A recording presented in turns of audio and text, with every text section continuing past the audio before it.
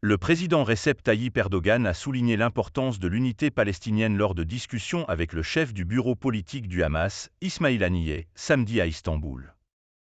Les médias turcs rapportent que la réunion s'est déroulée à huis clos au bureau de Dolmabahce, avec la participation de délégations de Turquie et du Hamas. Les discussions ont porté sur les attaques israéliennes contre les Palestiniens à Gaza et dans les territoires palestiniens, l'envoi d'une aide humanitaire adéquate et ininterrompue à Gaza, ainsi que sur une paix juste et durable dans la région.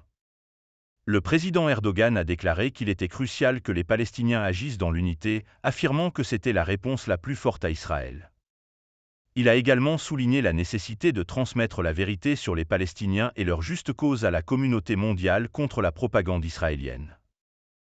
Erdogan a critiqué sévèrement Israël, accusant le Premier ministre Benjamin Netanyahou d'avoir perpétré un massacre depuis le début d'une offensive militaire meurtrière à Gaza après une attaque transfrontalière du 7 octobre menée par le groupe de résistance palestinien Hamas, au cours de laquelle environ 1200 Israéliens ont été tués.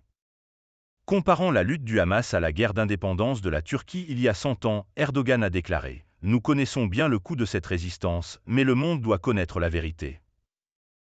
Insistant sur la sensibilité de la Turquie à la question palestinienne, Erdogan a déclaré que la cause palestinienne avait donné un nouveau sens à sa vie. Je lutterai pour la cause palestinienne et je serai la voix du peuple palestinien opprimé même si je reste seul, a-t-il déclaré. Le groupe de résistance palestinien Hamas a salué les commentaires d'Erdogan.